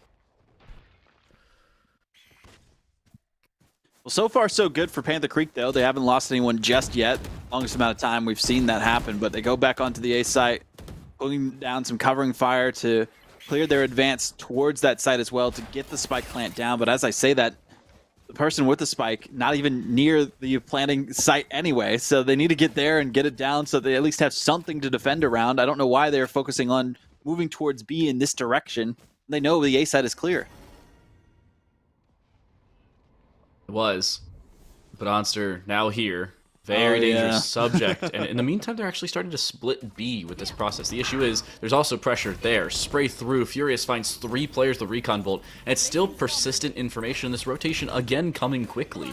Does this spike go down safely? That's the real question. No showstopper available for Spartan, but they may not need it. Already the opening pick on the Yami. Maybe a second? Yeah, they'll find it. Last player standing, too, and it's Arya. Haven't been able to do as much as they would like to for the squad. 100 HP too, picking up some more. Overhealing as well, and he's dead. No. What? He's gonna get knifed. What? Arya, where was the lockdown placed? There. I thought it was placed inside of the room. I don't know why they didn't go for it. Unless it was placed like C-Link or something like that. It had to be placed C-Link. I really hope it was, because even then, Arya finds the kill and yet gets detained knowing that they didn't have time. That is a misread, I'll say, but honestly, they had to go for the frag anyway, because it would have been a 1v3 and they were exiled from the site. Napoleon who? It worked out well enough, I guess, for the side of Holly Springs to make sure even with any potential of a comeback from Arya, it was going to be shut down before it got even started. Spartan taking down Delicate, but getting traded out afterwards. Was it worth it? I'd say so.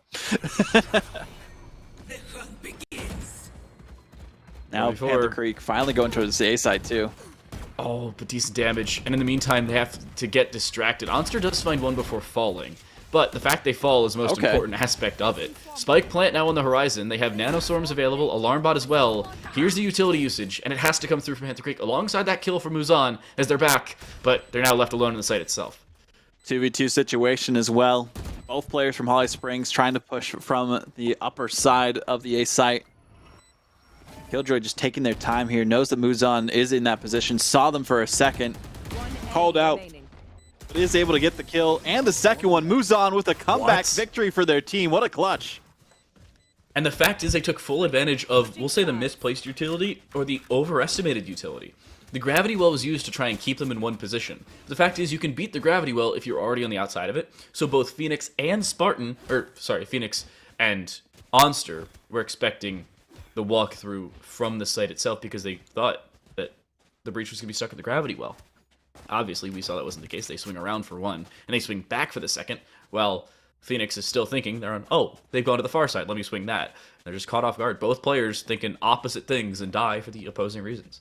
Ironic. Couple more seconds till the round begins. Panther Creek trying to think on what they can do in the second half here. Ended off with a win at the end of that half, but how much will that carry them forward? On the defending side on Lotus, They did a lot better on their defending side in the previous match that we saw from them, so this could be a comeback, and we did see that time they were able to win every single round. They'll have to pull off a monumental comeback of epic proportion again, but already 2 players down, Tower and Muzan, who clutched last time for their team. There goes Delicate, only 2 remain. Spike already down, and this is how you initiate on a site. This is how you say, we deserve to be here, we deserve to take it. Panther Creek are to be sent home, barring some level of divine intervention. Find the deity you pray to and start, because it is becoming a problem for Panther Creek. Losing pistols in both halves, probably going to lose the conversion around here because they're on the defensive side. It will have to take a full investment. Now, I'm of the school of thought where if you're down this far, you might as well just give up the next round and give yourself a full opportunity to buy in round 3 of the half, but they disagree, and it may very well be to their own detriment. They lose this, game's over. We'll see if that's going to be the case. Phoenix placing down the stars, seeing what they can do. If they're going to guide them to victory or at least another round. A little bit closer at that. Some information given by the sky for Panther Creek. Know that a player is in that position, but they're again rushing towards the A site, now rotating a little bit back forward. Not pushing as much as they can, but know that there's nobody to contest them just yet. Plant coming out from Nashfort. So consistent with those spike plants, and even much more consistent than the other team already. The same amount of spike plants, I believe, as we saw from Panther Creek in these first 2 rounds of the next half. Well, swing across. Spartan gets away, albeit narrowly, but gets away. Wants to re-swing this and roll with the Sheriff. Overzealous. Finally gets shut down, but that may be the only player to fall in this round for Holly Springs. They do lose a second. It becomes somewhat reasonable, but it's still a problem. 3v2, and there's a flank coming through. There's Nash 1, and the hot hands around the corner, forcing Yanni out in the open, of which they'll die to. Holly Springs have 10 consecutive match points here of Audible. I don't like the chances for Panther Creek. I don't at all either. No timeouts being called either, so a difficult situation for Panther Creek, especially because they had to deal with halfway, well, not even halfway, like a couple rounds in, disconnects for 3 rounds in a row. Only got the spike down, if I'm reading it correctly, 2 or 3 times, and they couldn't do much after that. So difficult spot to be in for Panther Creek after they're seeing how it is being done so easily by Holly Springs throughout the first 2 rounds of the second half on the attacking side. Already towered down. Spartan, the consistency for their team, healing back up and not really scathed at all by that one. Can't really blame him for it. There are 4 players now gathering over towards that A side. And again, we're seeing a flank coming through from Nash. Watch out for that in about 10-15 seconds time, because everybody's going to be distracted around Hell and around the front side of CT, and in doing so, they may expose themselves to the flank that could be the Achilles heel in the end of this game.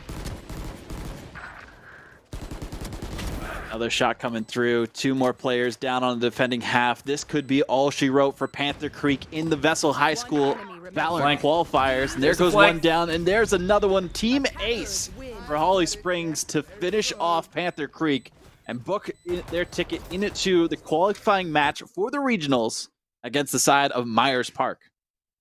It was another game at the end of the day that just looked as definitive as ever for a team that has looked about as clean as ever. 13-2, Onster goes 22-6. Oh, a downgrade from the last time we saw them. Can't believe it. Jeez, they should have picked they should have picked the Rays again. But they get a little bit more help this time around. Spartan goes 18-9, 2.0 KD for them. Onster has a 3.66 or so, if I'm doing my math properly, 3.67.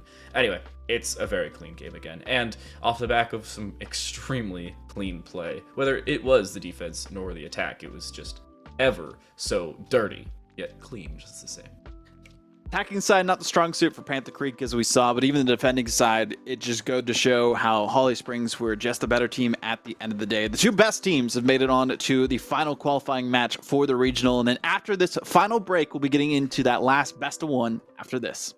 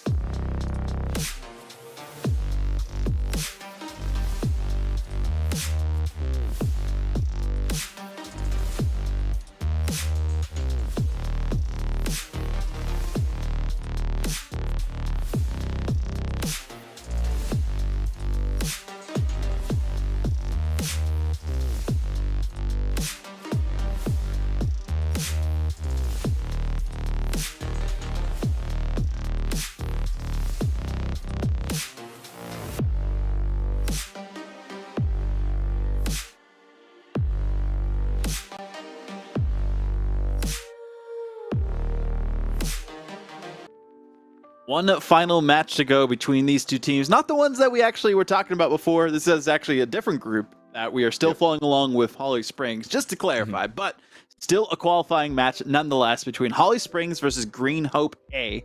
But they are still the only Green Hope team remaining. We saw Green Hope C a couple days ago, but this is the prodigy child of the Green Hope rosters here to showcase their skills. And tell us a little bit about those skills, TTL. They've been dominating the brackets so far. Yeah, we only saw them once, and it was, we'll say not for a very long time on this stream. As a matter of fact, they have played 3 more than the minimum amount of rounds they would have needed to play to get here. They have played 3 separate teams, all of them had 5 members on their team, and they have 3 rounds combined. They 13-2'd Monroe in the group stage on Ascent, they 13-0 Western Guilford on Haven, and they just 13-1 Wake Leadership in the playoffs on Bind, with a more than stock standard composition. And to make things worse, when they 13-0'd West Guilford, they played 5 duelists. On Haven, they played Jet, Reyna, ISO, Raid, and Neon. This is a good team. That's for sure.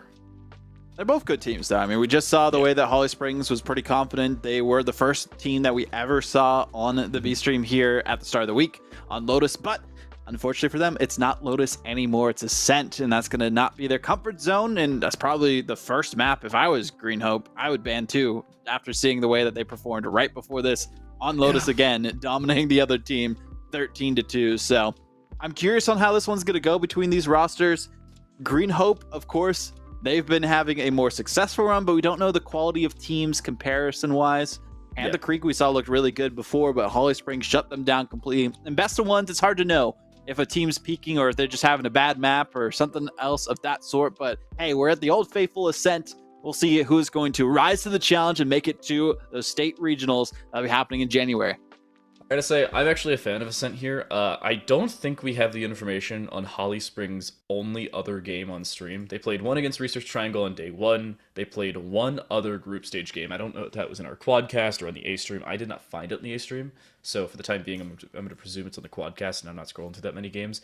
But, I have seen both of their Lotus games, and they both looked very good. They had a good match against Research Triangle and took it. They had a good match, even better, arguably, as we just saw. Wait a minute, this is the same Green Hope. There wasn't a Green Hope C. This is just Green Hope. Wait, no, this wasn't. There was a Green Hope. No, we saw Piggy Lover, XJRHC. This is the same Green Hope. No, it's the same Green Hope A. They have 2 teams. I thought we saw Green Hope C the other day. We saw both of them. Okay. Yep. I'm tripping. Correct, either way.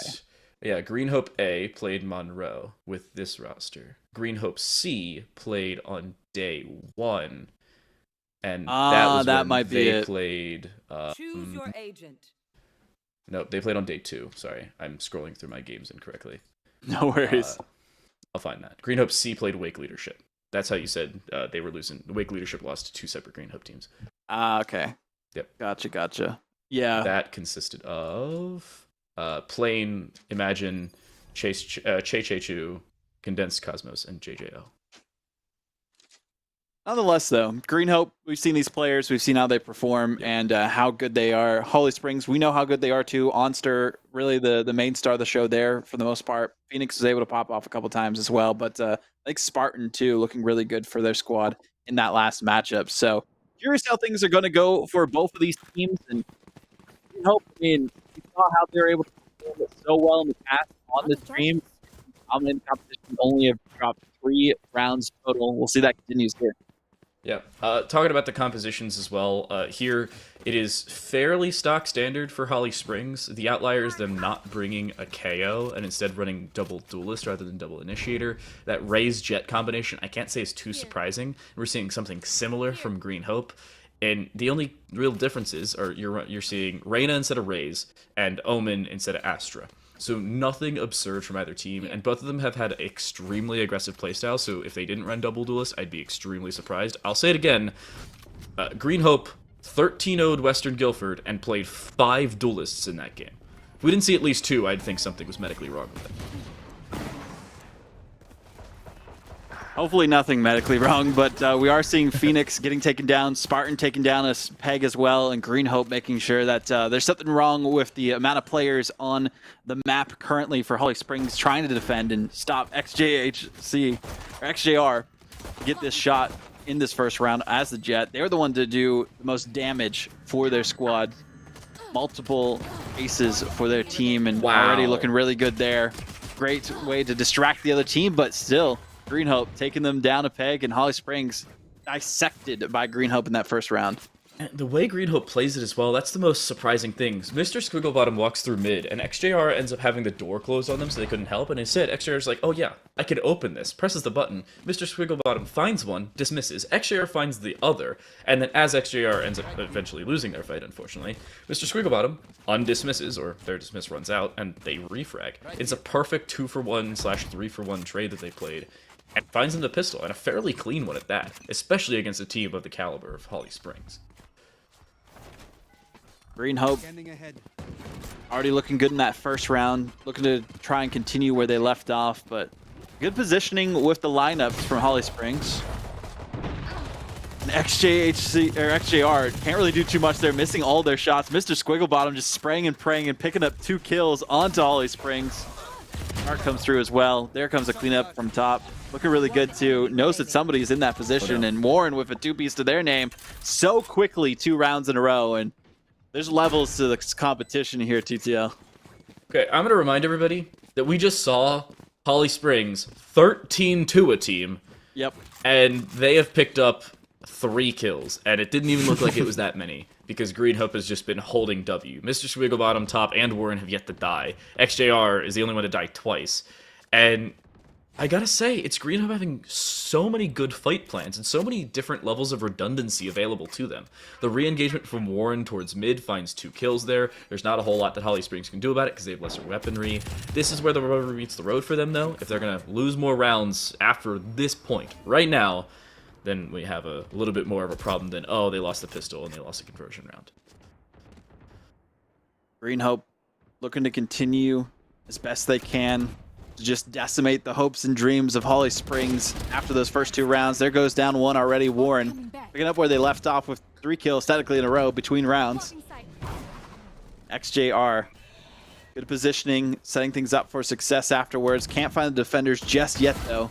So 1 shot comes through. Monster was able to pick up a piece themselves, but there goes another one for XJR. Here goes the fall through again, looking for the 4th. Can they get it? No, they get taken down.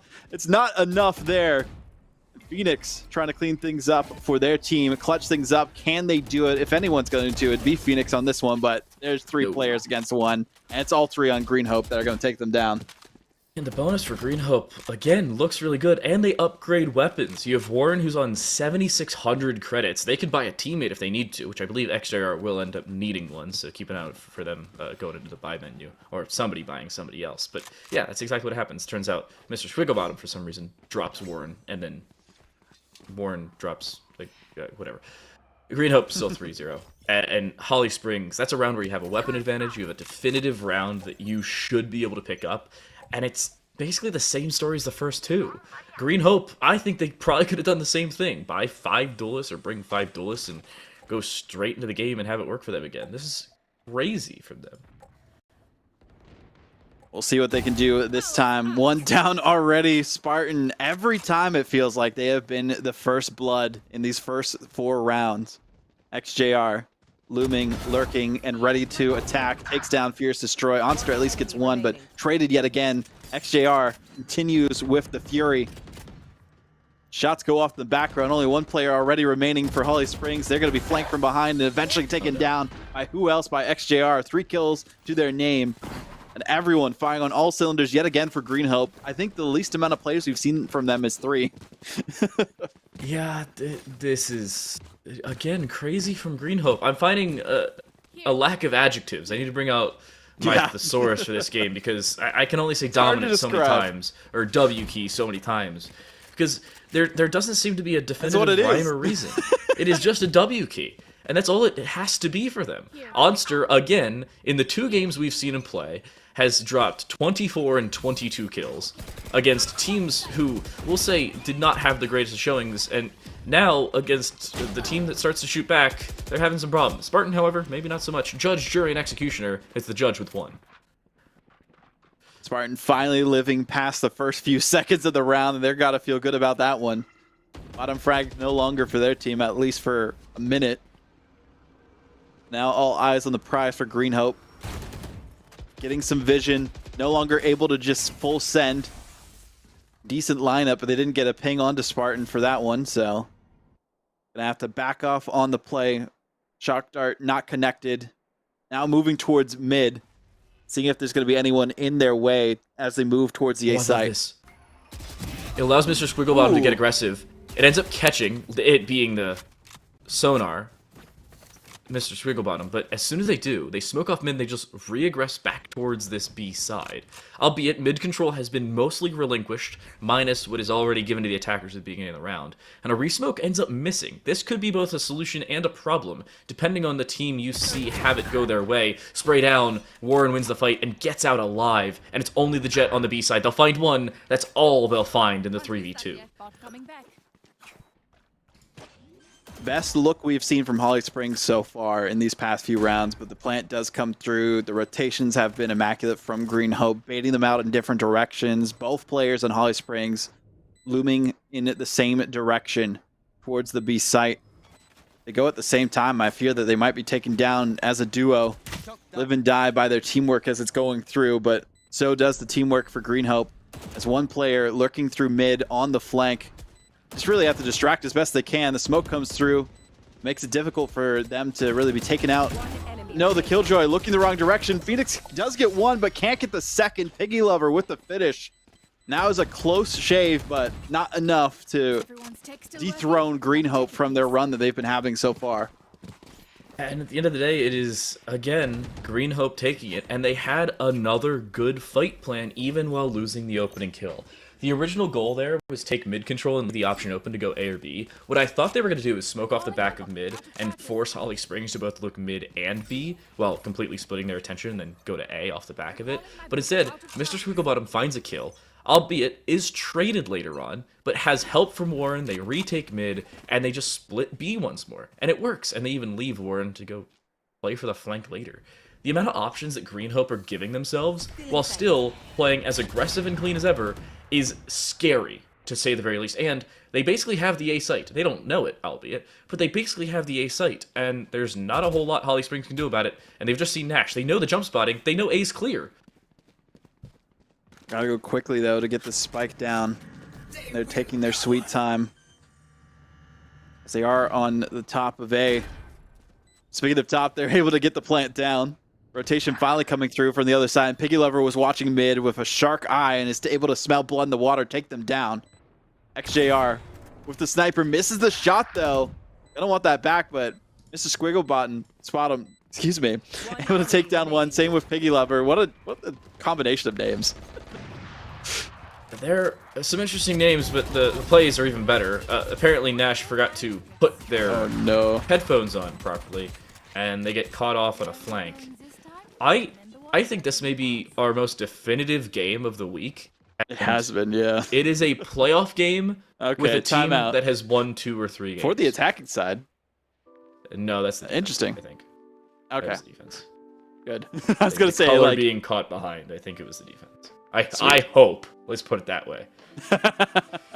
Yeah, no, they're just going to be taking a restroom break in the middle of the first half so that they can keep things going afterwards. I mean, those are the best kind of timeouts to me. You have the confidence, you know you're doing well, you literally just take a timeout so that you can go get refreshments and get ready for the next matches or the next rounds as best as you can, but still. 6-0, halfway done with the first half, and almost halfway done with the entire match if it continues in this pace, and there's been some chances. But they have been diminishing as time has gone on. And I mean, what can Holly Springs do here? This seems to be the Panther Creek situation all over again. I mean, best option for Holly Springs, while we have a timeout, maybe install cheats. We do not advocate for that as a disclaimer. It's just don't. A joke. Please don't install Please do not. cheats. But like, it's looking so bad for them. They're having so many problems. They can't win opening fights, and when they do, they end up either getting caught off guard by, we'll say, inopportune timing that comes back to bite them. But it's still Green Hope looking, I'm not going to say clean as ever, because a couple of these rounds have looked a little dicey, but they Yeah. look good, especially while losing those opening possible fights. Squiggle Bottom, you've been caught by the recon. Somehow neither player even gets hit by the Odin, and they'll be perfectly fine to push forward. And they're just going to hold W, because, oh wait, yeah, it's Green Hope, my bad. Well, speaking of that, though, Nashford is able to take down Warren. Good positioning on to this B site, but as I say that, one player remaining already for Green Hope. It's XJR. See what they can do. The defensive side, this is the most confident that they have looked. The timeout is working out well enough for Holly Springs. They're able to just tally up together on the B site. This is just bound to happen. Take down all of them. And there was nothing that XJR could do in that situation. Pincer maneuver, 2-on-2 from either angle, and they were just dissected by the defenders. On today's episode of Guns Not to Have in 1ZX scenarios, the Operator, I think, tops the list. Can't find multiple kills unless you just line them up, which is less than likely. It happens once every 15 games or so, and even then, that's a little bit of an overestimate. And you're going to be completely pincered. You can't reload or rechamber another sniper round within a quarter of a second and have to turn your attention while doing so. Nice round from Holly Springs. Good confidence booster as well for them. The Odin ends up working, and now it's the W key onto A. And somehow the Blade Storm misses? Uncharacteristic from XJR. Ooh, that's going to hurt for no. Spartan and for Nashford. That's the first time I've seen two people get hit by that ultimate in a while and taken down. And, well, I keep saying this, but I'm going to keep saying it again. Wind out of the sails completely. I feel like that time, actually, the sails were shot by a cannonball, and the cannonball being Fierce Destroy this time. Wait a second. This becomes possible. They have the Hunter's Fury. The issue is they didn't use it as soon as that spike was initiated. A fake throw of the pistol over towards the glass. I don't know if the Owl Drone just saw them. It's really close if it did. The jump across the Odin. There's a spray down around the corner. They'll find one. So good close. Good refrag. And a good round for Green Hope. They will put the Brazil on the board. 7-1. First Destroy almost clutching it up for them, but Green Hope, almost every time we've seen it be close and down to the wire, they have been able to clutch it up, except when it's a 4-on-1 situation with the one round. That was won by Holly Springs. Nonetheless, though, spray and pray usually works out for the most part. Holly Springs and Fierce Destroy working with the same weapon again. If it ain't broke, don't fix it this time. So we'll see what they can do in this next round. Still a couple more remaining for the half for them. Speaking of 4, that is the amount of rounds are left, I believe. Still, shots coming through, getting some tags onto Warren. Less than half HP remaining already. It's a good look for the way that Fierce Destroy is playing. Oh my Only 20 goodness, HP that now. was close. Lockdown used. That one opens up most of the B site, and XJR in the meantime actually finds a kill over towards A. The goal here is either find a player or two over towards B while they're retreating. There's Furious Destroy. They could have just tucked in the backside of Boathouse, but they don't. And you don't detain anybody. You know it's either Boathouse or it's CT. Mr. Swigglebottom walks in, finds both kills, and that process of elimination works in the favor of Green Hope. This is a save round. Holly Springs has no way of winning a 5v2 with the site given up. Granted, Spike hasn't been planted, but it doesn't matter. Because Piggy Lover's sitting at the back of mid. Okay, bro. And the Flawless comes out. No worries here for Green Hope. It seems like this is just going to be the case for today. Stomp after stomp after stomp. These teams wanting to make their case known for why they should make it all the way to those regionals in January. And then eventually the States if they make it far enough. But this seems to be Green Hope's journey to win their training arc against these teams. So far, only 4 rounds they have lost out of the matches we have seen that have been reported by them. And I don't know if they're going to drop many more in this one. They have played 39 rounds. That is as of 2 seconds ago. And they have won 35 of them. Statistical improbability, I say very much so. Actually, I think it's now 40 rounds, considering they just have played their 40. Anyway, they have looked very good. It may even be more than that. I can't do math. But it doesn't matter. Green Hope walking in. It's a 1v2 for Mr. Squigglebottom. That A main control has worked out in their favor. Mr. Squigglebottom seems to know that CT is occupied, as is Heaven. But Onster, that aggression in towards A main, they've run out of utility. I think all that's left for them is an updraft, which makes things a little difficult. Skin. So does the Stinger for Nash. You could say it stings a bit, but we'll see if they can make it a bit deadly. Maybe the Reyna on the other side allergic to the Stinger here, and they aren't at all. Devour. iron skin He saw him! as the pincer goes through. He saw him! Definitely saw them. Oh, Mr. Squigglebottom, come on. You got to go for something here. Making noise so that they know where they are, I guess. But Onster taking their time, seeing if they'll peek first. Picks at the spike regardless. And going B. Plenty of time to do just that. Makes it. He's gonna fake it! Oh, fakes the rotation out to B. Pulls out Onster. Fake the gun out! But no, why did you What? have your gun out? You know, I understand bringing your knife out if you want to walk while trying to be quick, but there was no time against him there. The only disadvantage of if walking with your gun out is you don't swing as quickly. And what does swinging quickly do if you're still walking and you don't have your gun out? You are intentionally baiting him. You are fully aware that he knows you've taken the spike, and you've closed the door, either baiting him to open the door, which you didn't hear, or to run a main, which you can't presume every time. How do you not swing with your gun out there? That is an oversight of all time there. Onster also doesn't get caught with a paranoia. Looking for one, already finds it, but needs a way out, and has the tailwind to do so, but is still caught. Yeah, they're dead. Yeah, there's no way they were escaping that. Didn't dash away, just put up the smokes and blinded themselves a little bit before they even had to look at their own defeat. Nashfort, though, has been stepping up to the pace of play throughout this game so far against Green Hope, getting a frag here and there, but it hasn't proven to be enough to get them more victories in the 2 rounds we've seen so far. But they do get another one on the top. Spartan taken down, but who else but Nashfort to pop off again? And there they go. 2 rounds in a row for the first time for Holly Springs, but also the first time a team has gotten 3 rounds against Green Hope. It's also the first time that Green Hope has given up 2 rounds in a row. They've played 3.5 games. Oh, 1 round away from 3.5 games. And finally, Holly Springs start to make the gods bleed.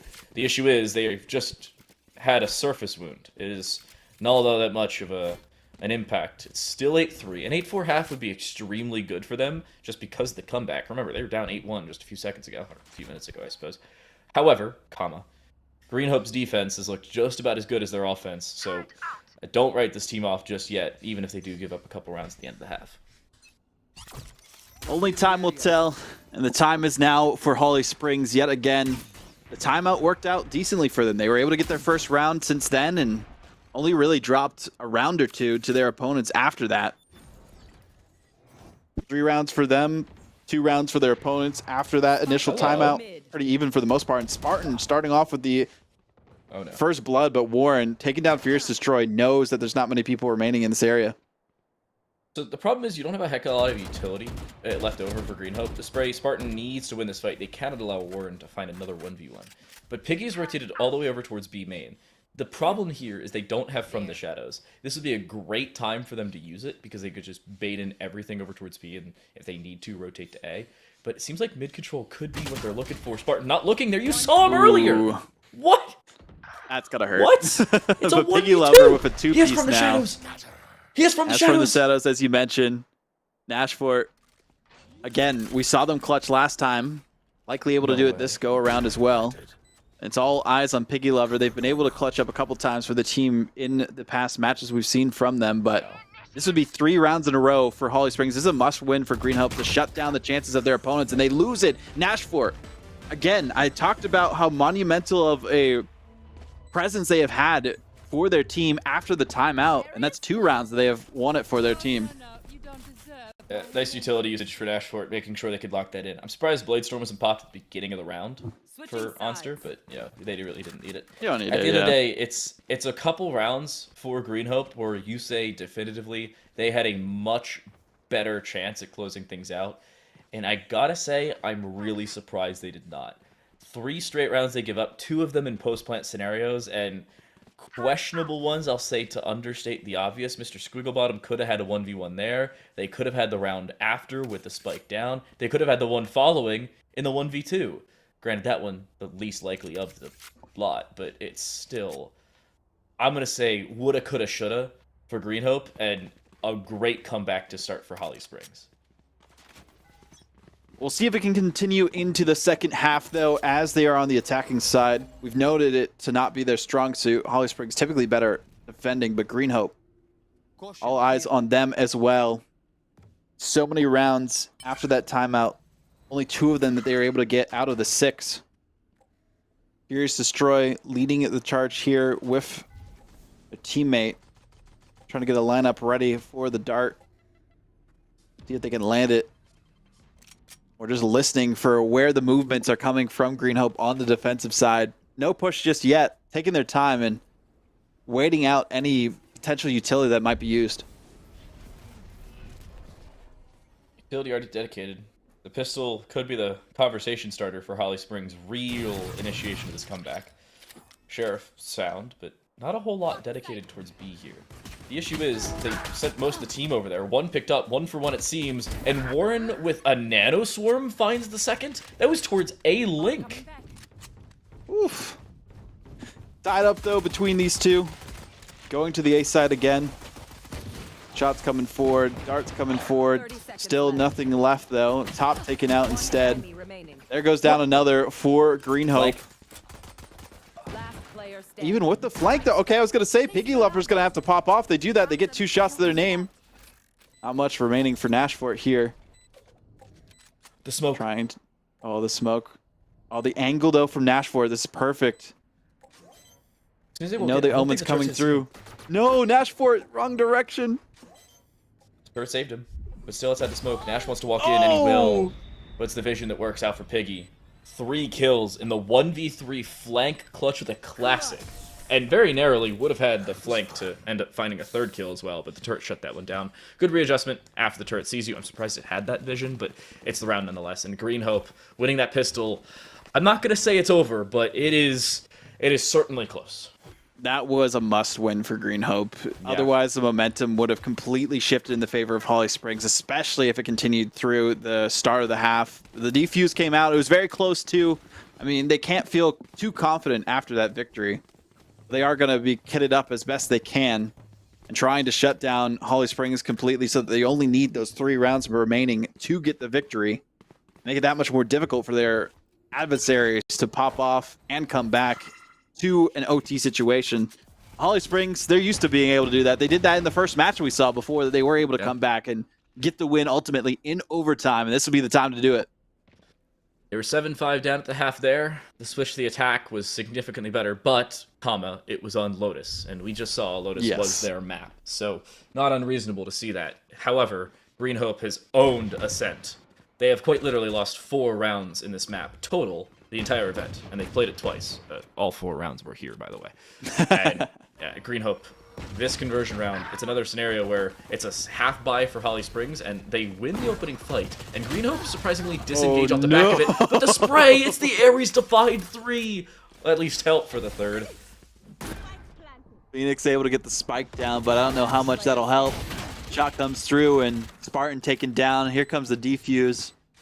2 players this time instead of 1.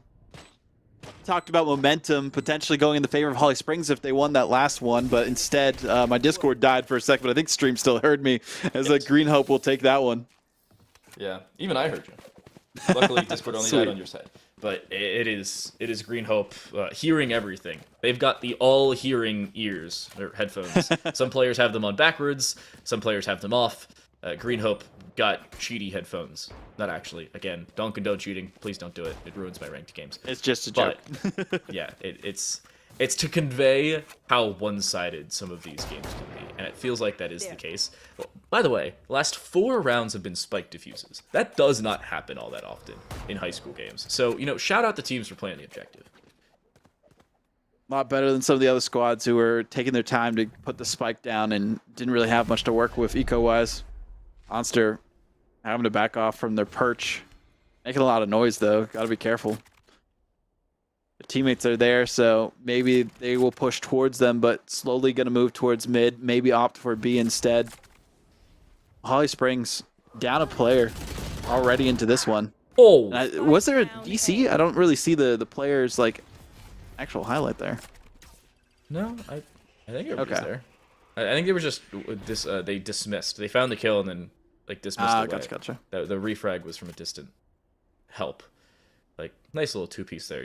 What you do is you swing with the updraft and you bait out the swing with the Reyna. Allow the Reyna to get the kill. Unfortunately, you kind of bait your jet there. You're hoping there's not a second player. It's still Green Hope with the opening couple. They go 2-for-1 overall in the round, and they have a decent bit of real estate to work with. They have most of mid if they want to reswing it, but it's currently smoked off. They have most of A, but it was smoked off once more that by being themselves. 30 seconds left. And at this point, it's around where Holly Springs have to just send it. And it seems like it's going to be the A split, but they don't have a whole lot of space to do so. And Onster walks in. Their position should be noted. They avoid the recon, but they don't avoid the door, and that'll be their downfall. 2 players remaining, but the spike does potentially get planted. Yes, it does. Barely much time remaining for it. Furious Destroy, completely stunned, but Phoenix, nice touch from them. One enemy Let's get traded back, 1v1 situation. Who else but P-Lover to clutch yet again? Couldn't do it 1 round, made up for it 2 rounds now. And speaking of 2 rounds, only those remain between Green Hope and qualification for the regionals in January. Furious Destroy actually almost had that one. You're looking at that and saying it's much closer than it maybe should have been at the end of the day. Recon ends up finding information. You have the shock dart that goes through and actually finds their 3K. It would have been a 4K clutch. Just was not to be at the end of the day. They did have very good refrag ability with their teammate falling on the aggression. It's Onster who ended up dropping to the re-swing from Mr. Squigglebottom. But again, it's Green Hope playing well, and they're playing to their own strengths. That being with their Reyna, and their Reyna's killing a heck of a lot. 18 kills in 15 rounds. Oof. XJHC, or XJRHC with a 3-piece to their name. I was going to say they've been relatively not spoken for the most part for a lot of these rounds when they were popping off in previous matches, but making up for it. Also able to get their ultimate. Probably holding on to it for the next round because they don't really need to worry about it too much, but 3v2 situation yet again. Nash for it, looking really good, but the plant coming through. The only issue for this, there's an alarm bot directly in front of them. They will not be able to see it till they get close to it. So it should expose their position as they walk through. If they decide to wait to blow it up, they don't, so they will be caught. But that benefits their flank. Piggy Lover on this flank should not be noted by any means. The turret won't see them until they fully swing, which is right about now. And as soon as they do, there's the swing from XJR. There's a 4K. Ace on the board if they want it. Will their teammates steal it? Not in the chance. Phoenix alone. They'll drop him as well, but not for the round. Oof. Another close shave for Green Hope, but they still are able to get the defuse. Now, spike plants only help so much for a team that is 1 round away from being sent home. Very close, but not close enough to making it to the LAN regionals in January. And a lot of these rounds have been close, but it's not the game, and that's the problem. Holly Springs are just a small hair away from some of these round victories. Piggy Lovers 1v3 on the flank. Piggy Lovers 1v2 on the walk-in clutch again. We've seen Mr. Squigglebottom step up again for 18 kills, this time in 16 rounds. They didn't find a kill in the previous round, but XJR, a 4-piece there, has been a massive step up. And Warren as well, somebody we haven't seen in previous matches for Green Hope. Here, extremely so.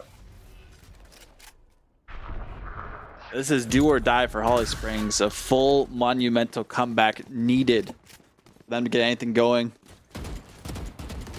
And the flank coming out already. XJRHC, excuse me, and Piggy Lover. Only 1 player remaining. Mr. Squigglebottom trying to see if they can clean it up, and that's exactly what they do. Green Hope sweep up the competition. Only dropped 4 rounds leading into their qualifying match.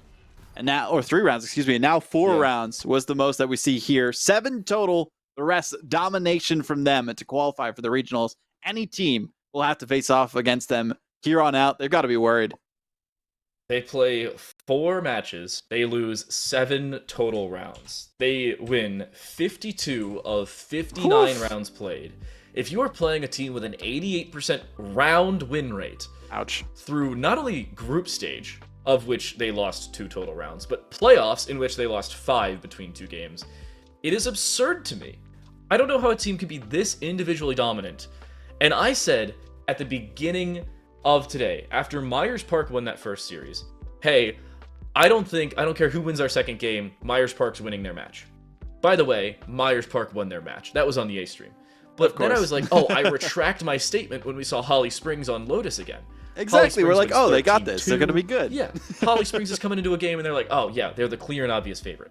And then they're playing a team that has lost 5 total rounds where they themselves have gone to overtime in their first match of the week. And then they would have been lucky if they had enough to make it a contentious half, much less a contentious game. That is a wild showing from Green Hope over 4 individual maps, and only 2 of them were Ascent, which shows you really how far and wide they can branch. I'm scared for anybody playing them on LAN. I want to see Green Hope versus Myers Park at this point now, based on what we witnessed here today. I mean, hey, we might potentially get that matchup depending on the format for those regionals. I keep talking about in January, but Myers Park just won 13-7 over Cyber Academy. okay, there we go. So even that was a fairly close game. Cyber Academy doesn't qualify for the LAN though, so it feels bad, man. Even though they played fairly well against an extremely good team. 13-7 is not unreasonable by any means. Only so many teams can make it to those lands, to those regionals, and from then to the state finals, specifically afterwards. But we had some great matches today. We had some great matches the last few days, too. And we only have one more day of competition tomorrow with the final matches of the group stage. Any final thoughts from you, TTL, before we send things away for the night? I was really hopeful that playoffs would give us some extremely good games, but I feel like we got the worst gave us good draw teams. possible. Yeah, it just gave us 3 individually good teams. And somehow a team wins 13-2 and then loses 13-4 an hour later. That shows you it's the wild. differences in calibers of this North Carolina high school series and overall season. And remember, it's not over. Like you said, we got one more day tomorrow. It's going to be a great time. It's been an amazing time to be here with you, TTL, and the production crew from VESL in the background. But that is all the time we have for today on Thursday. Tune in tomorrow, same time, same place, the final day of qualifier competition. We'll see you then.